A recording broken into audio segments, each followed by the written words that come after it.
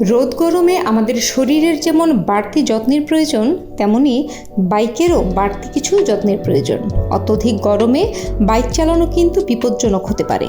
অসতর্ক হলেই মুহূর্তে বড় ক্ষতির মুখে পড়তে পারেন। তাই গ্রীষ্মকালে বাইক স্কুটারের উপর বাড়তি নজর দেওয়া উচিত, বিশেষভাবে কয়েকটি পার্টস যেমন টায়ার এবং ফুয়েল ট্যাঙ্ক। চলুন দেখে নেওয়া যাক গরম এবং কাঠফাটা রোদের সময় বাইকের কিভাবে যত্ন নেবেন। গরমের সময় বাইকের কুলেন্ট ঠিক আছে কিনা দেখে নিন।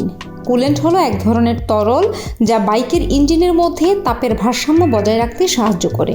যানবাহনের জন্য কুলিং সিস্টেম হিসেবে কাজ করে এই পদ্ধতি। অ্যান্টিফ্রিজ এবং পানির মিশ্রণে তৈরি এই তরল গরমকালে বাইক সুরক্ষিত রাখে। গরমের দাবদাহে বাইকের ইলেকট্রিক পার্টস ক্ষতি হতে পারে। কমিউটার মোটরসাইকেল হোক অথবা স্পোর্টস বাইক, সব রকম টু হুইলারে থাকে একাধিক ইলেকট্রিক পার্টস, তাই রাইড করার সময় অতিরিক্ত ফিউজ সঙ্গে রাখতে পারেন।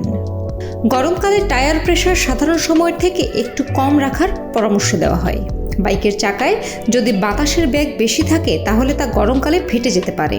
হাই স্পিডে বাইক চালানোর সময় যেহেতু চাকা সরাসরি রাস্তার সংস্পর্শে আসে, তখন অত্যধিক হিট তৈরি হয়। তাই সাবধান না থাকলে টায়ার ক্ষতি হতে পারে এবং বাইক স্কিড খেয়ে যেতে পারে। তীব্র গরমে ফুয়েল ট্যাঙ্কের দিকে বাড়তি নজর দিন। মনে রাখতে হবে, গরমের সময় ফুয়েল ট্যাঙ্ক সম্পূর্ণ ভরা উচিত নয়, কারণ তাপ সৃষ্টি হলে পেট্রোল কিংবা ডিজেল দ্রুত ছড়িয়ে পড়ে।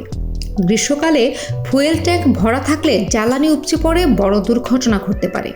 তাই গরমকালে ফুয়েল ট্যাঙ্ক অর্ধেক অথবা 4 ভাগের 3 ভাগ ভরার চেষ্টা করুন। গরমের সময় বাতাসে ধুলাবালি একটু বেশি থাকে, তাই কিছুদিন পর পর বাইকের চেইন পরিষ্কার ও লুব্রিকেন্ট করার পরামর্শ দেয় বিশেষজ্ঞরা। এটি করার ফলে বাইক আরও মসৃণভাবে চালানো যায়। লুব্রিকেটিং করার আগে বাইকের সমস্ত মোটর পার্টস অবশ্যই পরিষ্কার করে নিতে হবে। এছাড়াও বেশি রোদে বাইক পার্ক করে রাখবেন না। হালকা রঙের কাপড়ে বাইক ঢেকে রাখুন।